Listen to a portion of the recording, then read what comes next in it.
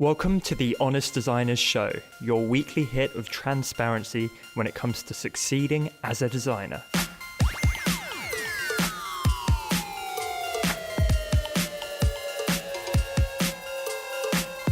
Today I'm joined by fellow Brit and lover of all things lettering Ian Barnard, our all-American retro design expert Dustin Lee, and South African illustrator of all things cute and lovely Lisa Glantz. In today's episode, we talk about burnout, that big, ugly monster that appears when you're feeling stressed, exhausted, and perhaps even insecure about what you're working on. The good news is, this is something all designers experience, and today we get into how to minimize your burnout and learn how to put your health and well-being at the forefront of your creative business. Let's get into the show.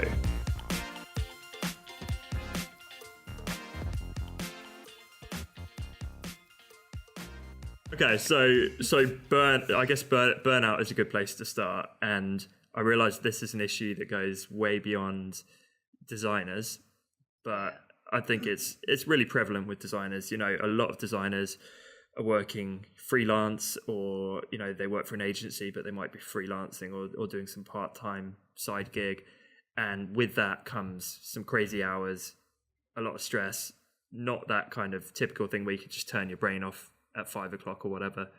And I think a big part of being a designer is those kind of, you know, the stereotype, the all-nighters, the coffee at 2 a.m., like deadlines and last minute rushes, and all of that kind of stuff contributes to burnout, right? Mm-hmm. Yeah, for sure. I actually find that I struggle more with the mental burnout rather than the physical. I mean, obviously you need your sleep, we all do. But I actually struggle more with shutting my brain off. Yeah, you see, Dustin, look at that. You're yawning already. No, I'm snickering to myself because I was thinking it's hard to shut off your brain when you're calculating all the money coming in. I actually can't believe you got one in already. That is ridiculous. All right, let's shock her. Electric shocker. Sorry, okay. I'm done. Yeah, no. For me, that's the hardest part. But I guess over the years, I've found ways to manage it. I'm not always good at it, but I do fine. And for me, the way I manage it is to actually have other interests and do other things. Like I do dancing. I make an effort to walk my dog twice a day. That kind of like gives me a break. Yeah, I do running. So other activities kind of help me to shut off. Mm-hmm. And I mean, you just literally this week, right, forced yourself to take 2 days off. Exactly. I mean, I felt exhausted, and I knew if I didn't react to that, I'd end up sick. So I just thought, no, I've got to take 2 days off, because I work 7 days a week. I don't. There isn't a day that goes by that I don't work. Yeah, because I love what I do so much, you know. But at the same time, it's going to catch up. Yeah.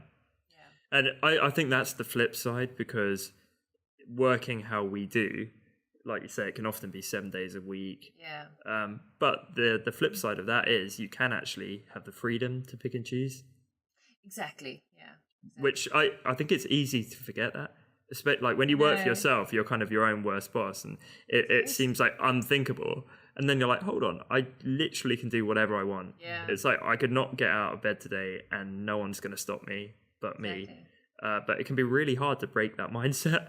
It's really hard, especially, I mean, I don't know for the rest of you guys. For me, it's so hard. Like, even if I take like 2 hours off to go and do something that I want to do, there's this guilt thing. Like, I've got all this stuff I want to do and all this stuff I want to get to, and I shouldn't be doing this. I should be back, at home doing my work. But you have to kind of be strict with yourself, I think. I think you got to be like quite stern. Yeah. And to maybe take it to an extreme, possibly even selfish. Like, I don't think it's selfish, but I think a lot of people feel guilty that it might be construed as selfish. You know what I mean? It's like, well, I've got a duty to my customers and my partners and whoever.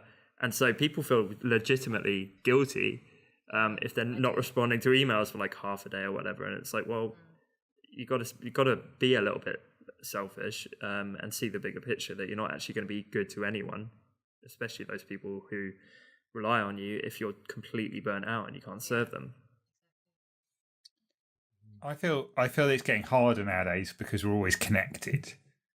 we're always connected to our emails, connected to social media, and it's hard to, when you're doing something that, if you're doing I suppose if you're a plumber or you're a carpenter or you worked in a shop, you have those opening hours.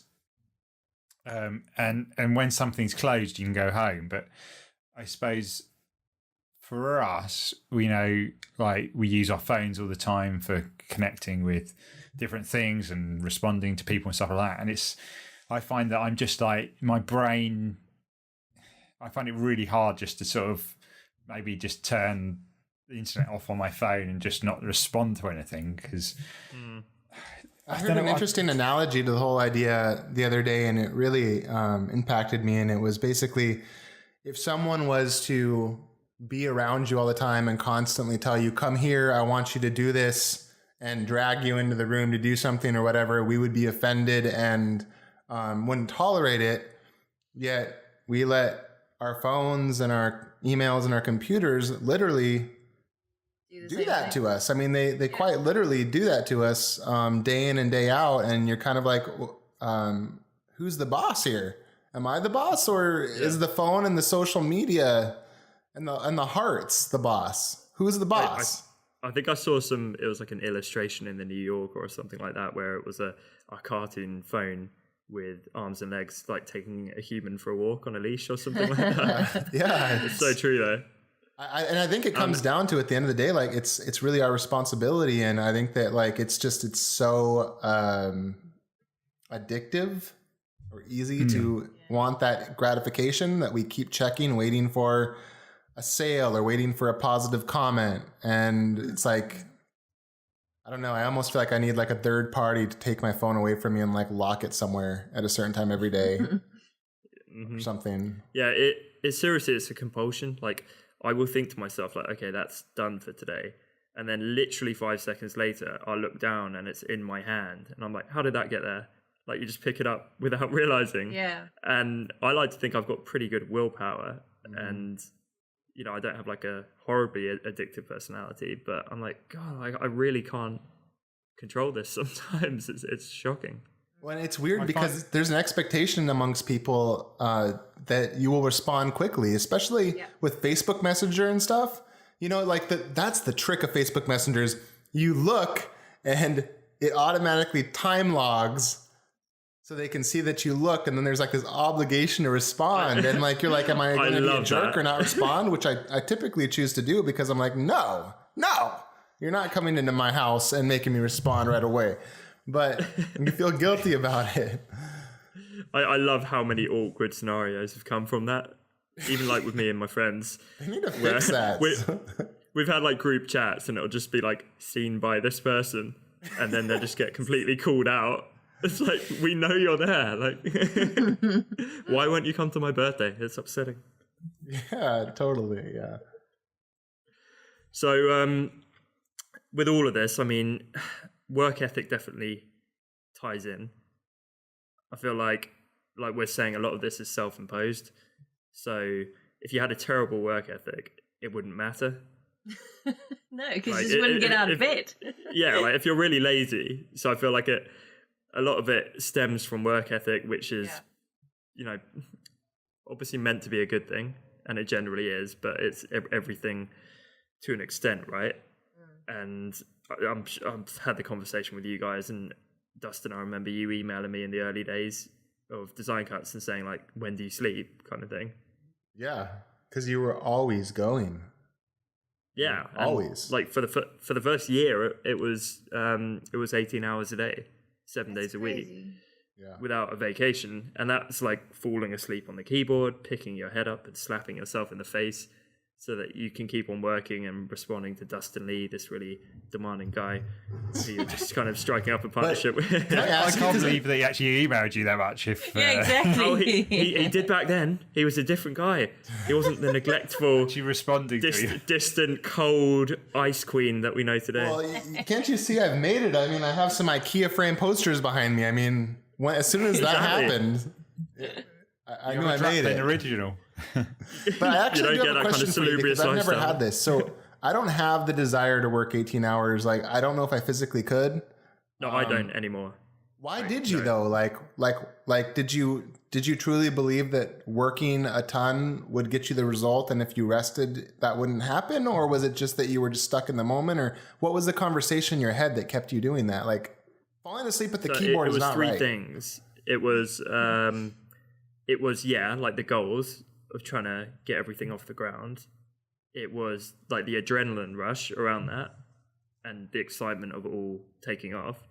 And mainly it was setting myself like the personal thing where it's like every customer and every partner hears back within 24 hours and everything gets done, like no matter what. Like that was the law. So if it's 4 a.m. and it's like, well, if I don't get back to that customer now, they're here back in 36 hours and that's unacceptable. That was like the thing that held me accountable. And that's carried through now to the team and stuff. But I guess like coming back to that, like where did it come from? I think it came from general like good principles of customer service, but also channeling insecurity. So it was like a weird thing which I taught our early customer service people, where it was like, have you ever been on a messaging group or chatting to someone and they've ignored you or haven't got back to you? Like, take how horrible that feels and then use that as motivation to inspire you to get back to everyone, because you don't want them to feel like that. Right. I don't know. But yeah, like to back up what you're saying, like I don't want to do 18 hours a day, hopefully ever again, because it's not good for you. Like I think you can do it for a while, but to kind of go very cliche, like you can't sprint a marathon and it's not sustainable. And it's much more healthy to kind of find that middle ground and that balance where you can produce great things and feel happy and have a bit of work-life balance. And that can take time to land. But I think people should be proactive about finding that, because otherwise you can just spiral into this tunnel of like self-imposed pressure that no one but you is putting on you. I'm curious for Ian, because me and Ian are in the same metaphorical boat together, in the sense that we both have children. I'm compelled to work as much as I have energy to, and my brain guilts me into it, but I oftentimes stop because the pain of hearing my daughters outside, or working late and then going upstairs and seeing them asleep and knowing that I missed them that day, or that I prioritized responding to emails over, playing with Play-Doh, is so painful that I just decide people can wait. And if that costs me something, then so be it. Because I think I can live with someone being disappointed 20 years from now, but I can't live with my daughters looking back and feeling like the priority was the stranger on the other side of the computer. I'm curious, do you feel that, Ian, or how do you handle that? Yeah. I sometimes find myself like checking my phone, and my son's like, "Oh, come play with me, Daddy, come play with me." And I was like, "Just come in." Or I'm playing with him, and then I sort of still checking my phone, and I'm like, "Hey, what am I doing? This is precious time. I've only got, looking at a big scale, I've only got until they're like, 16, 18, and then they're going to be, they might leave home at that age, and so each time's precious. And like you see, some talks from older people and stuff like that, and so they never regretted not spending time with people. They regretted them maybe spending too much time in the office, or and stuff like that. They never regretted spending time with those they loved, and family and friends. So because I know that I'm in a better position than I ever have been, so maybe I've got that flexibility, which has really helped. But it is prioritizing. Sometimes I don't take like certain jobs because it means missing out on some of the stuff the kids are doing,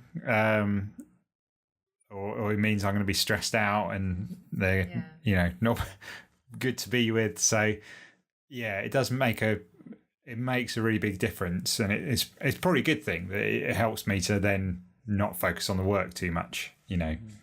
try to work too much. Like having the bedtime routine, I know that I'm going to have a couple of hours, helping with dinner and stuff, and that gets me away from the computer, and it gets me out of work and stuff like that. So I think, I recommend having kids if you can have kids, and if you want to. They were a good distraction. It's a good distraction, yeah. I've noticed you've said that a couple of times. I have to go because I have to watch the kids, or I have to do this, or I have to help make dinner. And when we're on these calls or different things, and I always admire that because it could be so easy not to do that. Yeah. But I think that's the right priority. I mean, do you guys feel like all three of you? Do you feel like you've got a good balance right now? Me, no. Like you worked too much, you mean? I work too much, yeah. But I'm kind of allowing myself to do that now because I think I'm still at the beginning stages of where I want to be. Sure. So I've spoken to Cliff, my partner, and I've told him, look, he understands it. So he knows that I'm gonna spend a lot of time working and getting where I want to get. My only concern I have for myself, knowing myself, is that will I know how to stop that? Will I know, okay, so I've kind of done what I wanted to do in these couple of years. It's time to slow down. Maybe work 4 days a week or whatever. I just worry that I hope I'm going to know when to do that. Mm-hmm. Well, I mean, even little steps, right? Like you decided to take 2 days off out of the blue. That's huge. Like for a lot of people, they're not even that smart about it. Yeah. That's a serious I can relate to that. step. I know for me, I don't know if when you say that, you mean that you literally if you did not check email and you did not look at your sales for the day and you did not do anything, that is an amazing feat because that is so hard to do because isn't every day a brand new day where you're checking certain metrics, whether it's for a shop or it's for emails for prospecting clients or whatever. It is so hard to not look at anything. And yet when I'm forced to do it, which typically only happens when I'm in a geographic location without internet, you feel so good to be disconnected from that. It's like you're a slave to it. There's okay, so circling back to it, I think I think to be aware of that feeling when you get back from vacation, or as us Brits would say, your holiday. Your holiday. Because when I know, even if I go away for a week and shut down, when I come back, like my business partners are like, "Oh wow, you look like a different person." I literally dive into work. I'm on really good form for the team and just on top of everything. And that's just from a week, that's not going to make or break anything. Everyone needs a week here or there. So for me, it took a while to realize it, but I seriously think just get your vacation time in. And on the back of that, you'll feel so much less burnt out. Forget the kind of daily routine even, just by slotting in those vacations a few times a year have a huge impact. So I think we all have workaholic tendencies, but I'm curious, it'd be interesting to go around the group and have everyone tell their best tip for, I don't know, decompressing or relaxing or stepping away. If you have a strategy, I would love to hear it because I know I'm always looking for things like that. Okay. Is that okay? Ask? Yeah. No, I hate that idea. I figured it was, but I felt it's presumptive to just tell everyone to do that. Ian, have you got something lined up? Things that I find useful for, I suppose it's switching off, isn't it? It's disconnecting from work. And so I exercise without taking my phone with me, which I know is a shocker. I don't have anything. I don't have an Apple Watch. I don't have a Dewberry wristband. So I just literally have a cheap Casio watch. I time myself and just try and do better next time. So that's quite good because I have no technology on me, which is really good. Going out with my kids or my wife. Going to the cinema because you're not allowed the phones on in there or switched on. So normally the signal is pretty rubbish as well. when I going out just with drinks with friends, I always try and make an effort to not. I hate that, when they're on the phone and not really engaging with you, and I really dislike that because it's just like you start talking, you're like, you're just not listening to me. So I know that if I do that, that's like my own worst enemy doing it. So I try, try not to do that. So knowing, I think it's hard because, like, maybe you've got a babysitter or something, and it's hard to completely switch off with your phone. So maybe just only answering if, or if you're not mid conversation and sort of, checking it every second. Doing anything sort of physical work, really, or physical activity. Because it engages such a part of the brain, you mean? So going out, just going somewhere where you just know that you can't get a focus will probably be a good thing. Because we're really flat, then. Yeah, we're really blessed because we're right next to a big forest, and so going there would be awesome. I haven't been there for a while, but knowing I actually quite like going to a coffee shop, even though they have free Wi-Fi. I don't take my computer. I might have my phone on me, but like. It's a really good not to be around the computer, and having maybe I'm doing some writing or doodling or reading.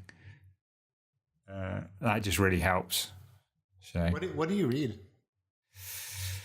It depends if I either read. It ranges from like either like a fictional novel to a book on like. I suppose entrepreneurial stuff, or like I'm reading one about Dummy's Guide to Business Storytelling. It ranges to with my Christian faith, I read something about that to inspire me. So it could be a range of things. It depends what I'm doing. I need to be away from my office area because I just sit on the computer. I can't seem to. It sort of feels like I'm slightly chained to it when I'm in the room. Yes. And I think, I need to do this, but I can't do it when the computer's there. I feel that too whenever I go into this room. I feel like that. I love this room, but I got to get out of it when I'm relaxing. Mm-hmm. Yeah, for sure. Okay, so I'll dive in. Hope you don't mind me taking the mic, Lisa. No, go for it.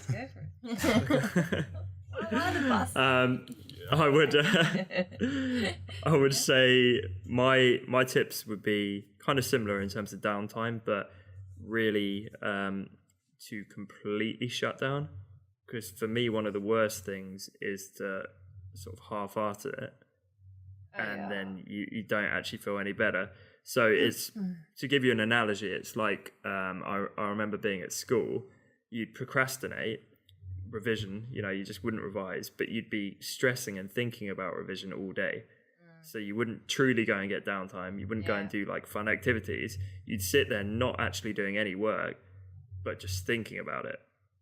And for me, that's the same. It's like I'm trying to have more downtime at the weekend, or have like, I'd recommend one weekend day at least to completely shut down and have like an analog day, like we talked about, with no phone, no laptop, etc., no checking emails.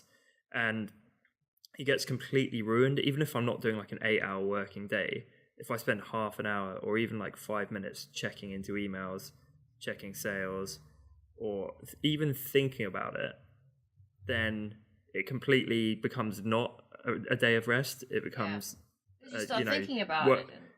Exactly. Like I quite often think about work stuff or design stuff as I'm going to sleep, and so that would be like 2 hours of thinking about it then, rather than actually getting rest in. And that doesn't count. Just because I'm not at work and I'm not working, that to me is still contributing to burnout and still isn't proper downtime.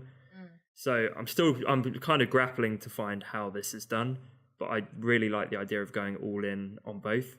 So it's like when you're at work, you're working really hard and you're working smart and managing your time well. But when you're not, you're completely like analog. You're not thinking about it at all. You're out skipping through a meadow or something, like, getting away from it all. I think that for me would be the holy grail. And what I really hate, and I'm trying to get away from it, is this halfway house where you're not working, but you're not relaxing. Yeah. And when that becomes your normal, that's unhealthy. Yeah, because you're constantly like on edge. Yeah. I kind of do similar things. As Ian was saying, like get physical. That's a big one for me because you can't really think about anything if you sort of half having a heart attack, you know. So I run, like, you know, I also do running, and for me, my dance lessons are a huge thing for downtime because I have to be present in terms of my mind. Otherwise, you can't do your lesson, you know. So I think finding something that requires what you're saying, Tom, like it actually requires you to be away from your work, not only physically but also your mind. I think that's a big thing because you have to literally like unplug from everything to really feel the, you know, proper effects of relaxing.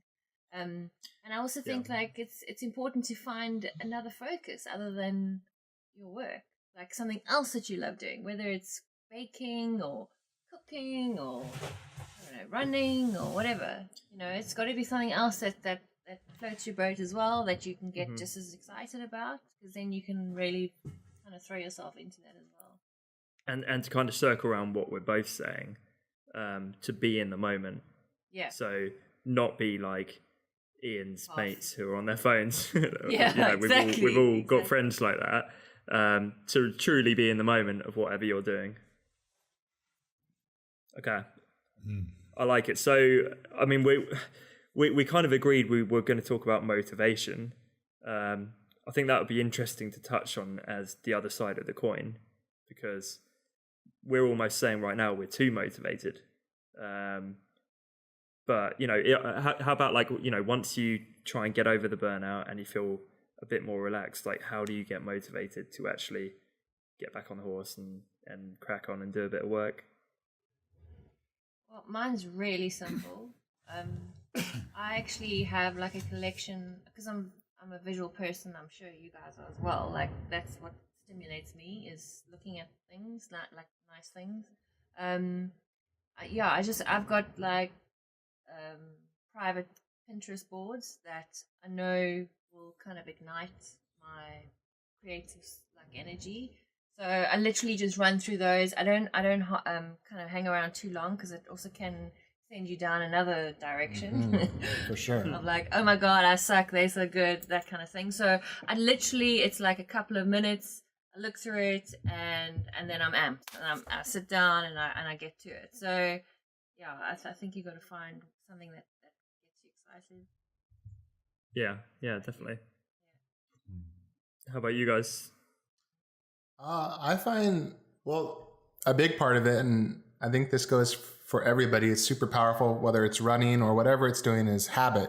So when I first got into design, my wife was just working and I quit my job and literally went to the extra room in our apartment at the time and would just work. And I just made a deal with myself that every day I would go to that room, and whether I took a nap on the floor or worked, I wasn't leaving that room for a certain period of time. And I did that for long enough that I wouldn't even know what to do with myself when I first wake up other than to do that. So I think that the power of habit really helps motivation. I mean, I look forward to that really the most productive part of my day is the first 3 hours. I probably get more done in the first 3 hours than I do the rest of the day combined, easy. Very common. Yeah. So like that part of it definitely helps. And then the other thing is accountability. So I have people I'm working with, you know, people are expecting things. I've promised people things will be delivered to them on certain days. And it has to be done. And, you know, the nature of my business is I have, you know, many, many, many people, well, not as many as Tom, but I have many people that will want stuff on a certain day and expect it. And you have to keep that consistency to them to let them know they can trust you. So that's a huge motivation, because I'm like, I told them I'll release this thing on this day, and if I don't, I lose a little bit of their trust. Yeah, I mean, even like this show, like we all show up because there's accountability. if one of us was like, nah, I'm just not going to show, Right. you wouldn't do it. Perfect analogy. So you'll relate to this, Tom. So I tried to start a band for years and I couldn't do it. I could not get the band to work because all the time someone would be like, my girlfriend wants to go do this, or, can't make it tonight, guys. Were you in a band with because Cletus? what? Were you in a band with Cletus? That was a bit like my girlfriend. I was just, I'm sure like my own personal version of that.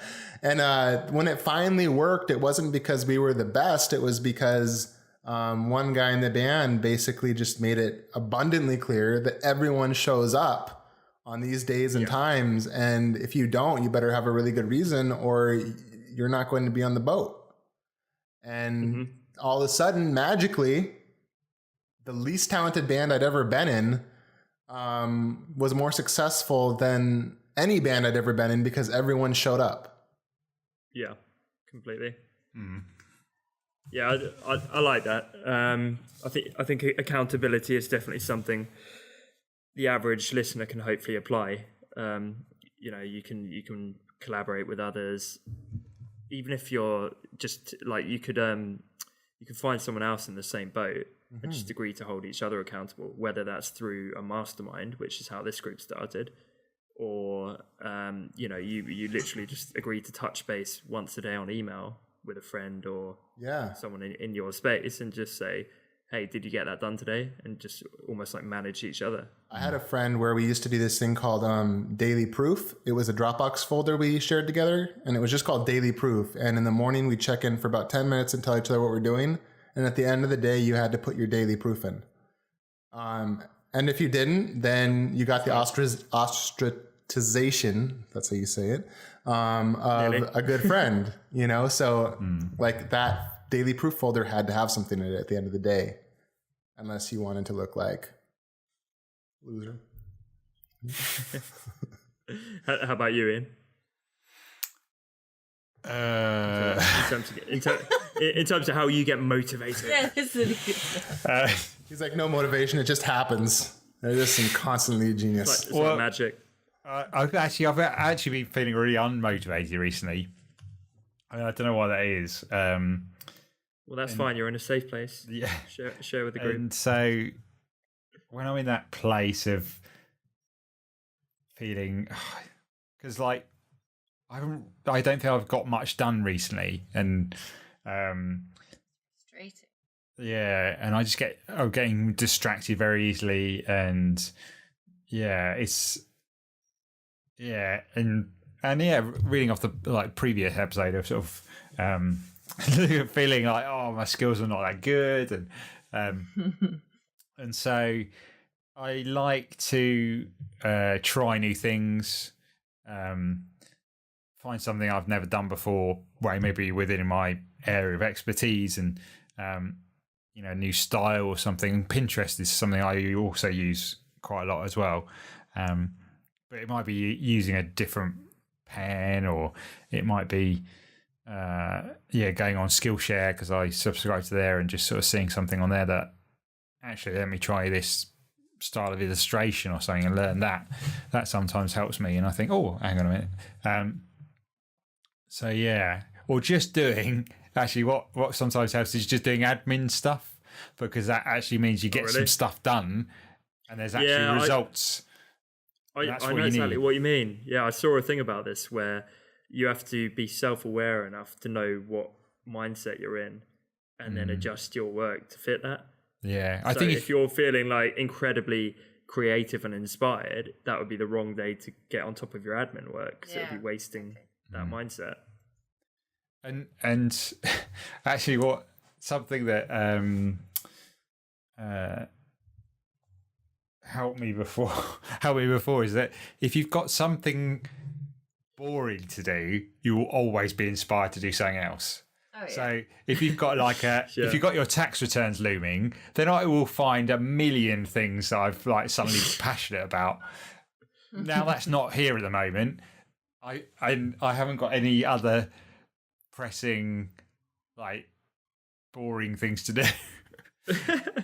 So what you're saying is it might help break your lack of motivation if we audited you or something. Or I'll send you all my accounting stuff to do. Yeah, there you go. I'm not saying I ain't good at that. I'm just saying that if you've got something to do that's not very interesting, it's amazing how Yeah, it's true. you think actually you can start coming up with some ideas. And even just if I've focused on something, then if you focus on something, I always find that something else starts popping up. Yeah. I think, okay, I'll leave that for a minute and I'll go pursue this. So the whole thing about being stressed or like working or needing to decompress actually matches really well, because have you ever noticed when you actually are forced to not work for a good period of time, like 2 days, say 2-3 days, that by the time you get back, you are so motivated. At least I find I'm like, I have so many ideas. I haven't been allowed to do anything. Like it becomes a treat to get back. You're like, I want to do this. I want to do that. I want to make some stuff happen. Mm-hmm. So it kind of works together if you can control yourself. I guess you have to recognize what kind of lack of motivation it is. So is it that you need to go take a holiday? So you're just feeling a bit tired, or is it something bigger?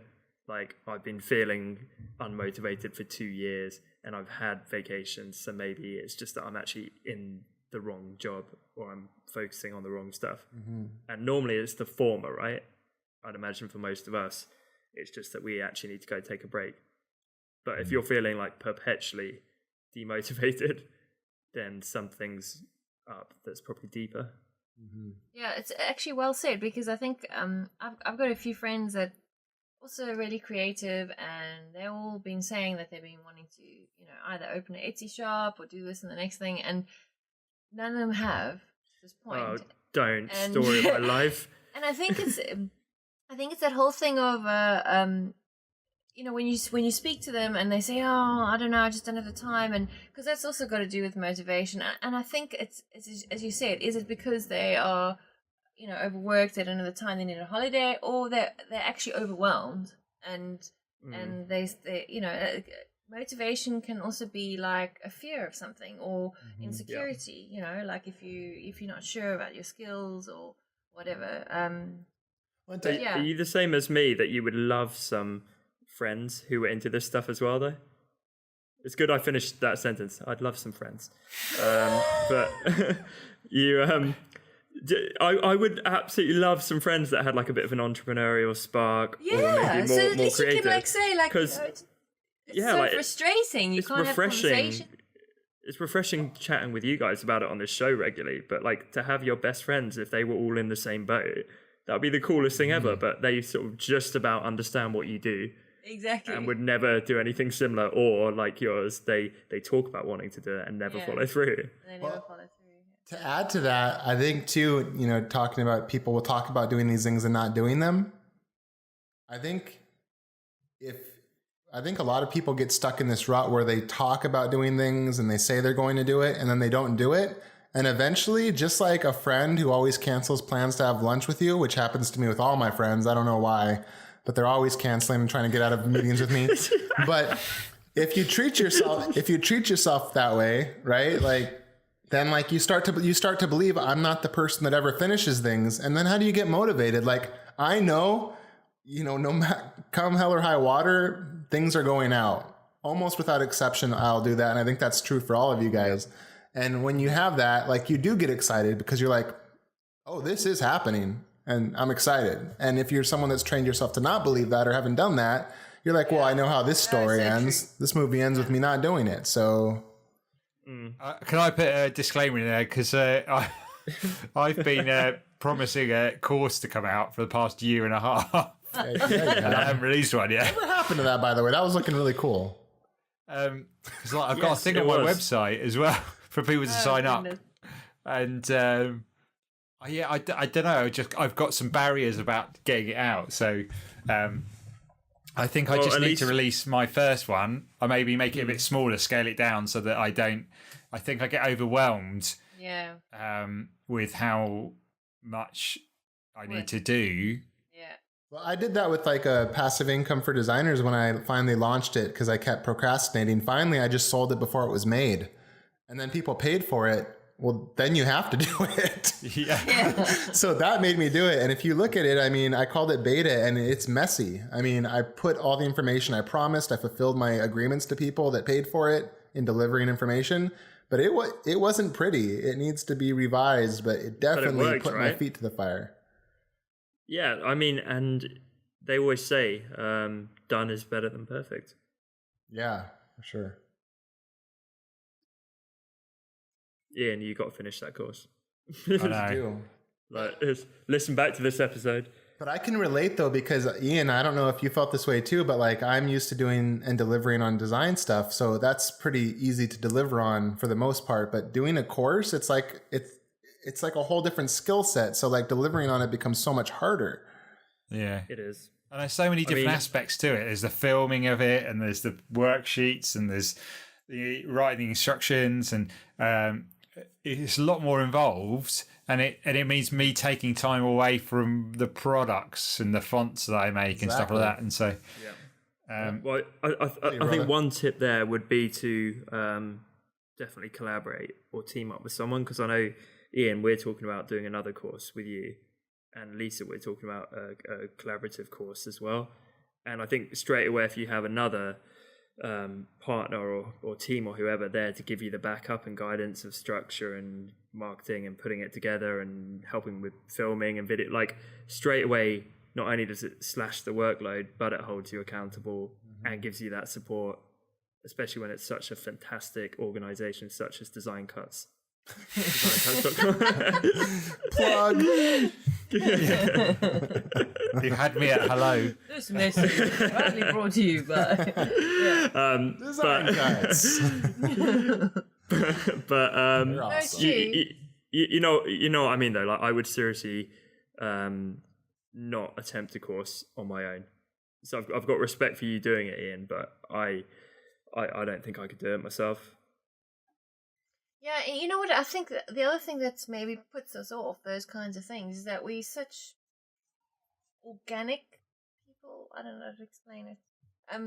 Like the course to me is like a very admin thing. It's like we're like grown-up children. It's like a set thing, and you got to do this, and you got to film. Then it's the script, and then it's that. It's so like creative. Yeah. Yeah. It's creative, but it's creative. It's like a sheep in wolf clothing, and it's like exactly. It's creative for the person doing the course, but the person preparing the course is like it's out of their comfort zone of creating something. It's the sort of the sort of mundane and the structure and the stuff. Yeah. So I would guess then, because I'm just thinking for myself when I tackle this, the first thing I'm going to have to tell myself, to stay motivated, is to actually probably break it down, like really break it down. You have to. Look at it, like both you and Ian, you release great videos on Instagram and YouTube and stuff, and you enjoy putting them together. And really a course is just like a series of those videos. A whole lot of small, yeah. So I think what you hate is the kind of thinking of the overall structure and the rigidity of that. But when you think about actually creating like a helpful, fun, creative video and bit of music, that gets me so excited. It's the whole other stuff. So just you just need like a bit of project management with it. Well, and two, I think that, or at least I experienced this, is teaching is not like, it's not like once you know something you can just go teach people how to do it. It's not that simple. Like teaching, there's a reason people go and get bachelor's and master's degrees in teaching, because to teach people is hard, especially when you don't do it regularly. So like I learned from doing this, like I got a lot of feedback from people, and I realized here were the things where I failed, here's where the roadblocks were, and here's where the places where I succeeded. And you can see it clearly when someone does something because of what you taught them, it worked. When someone is struggling or everyone is struggling, that you did a poor job in teaching it.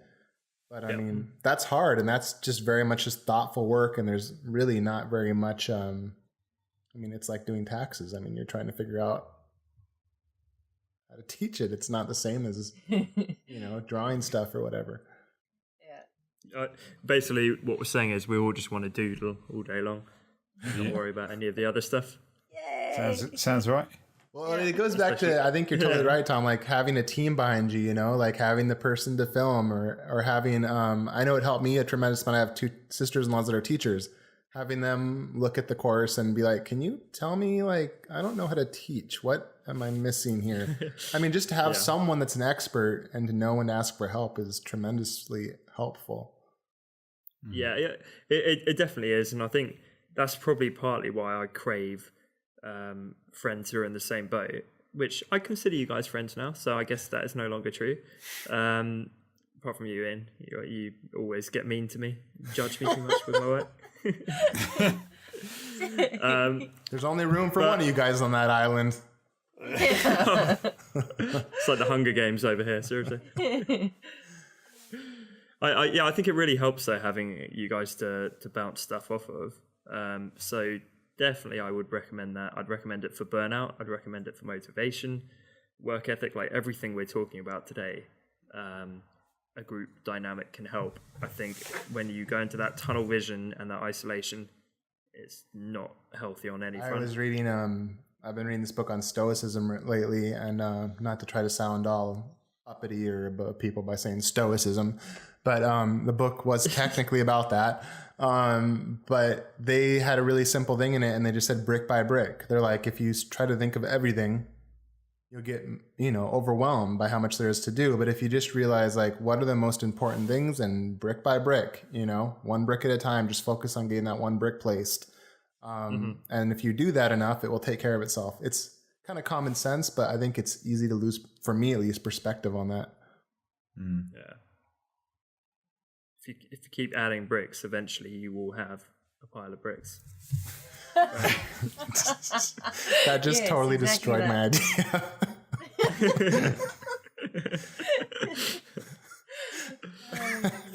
Okay, cool. Unmotivational quotes sponsored by Honest Designers.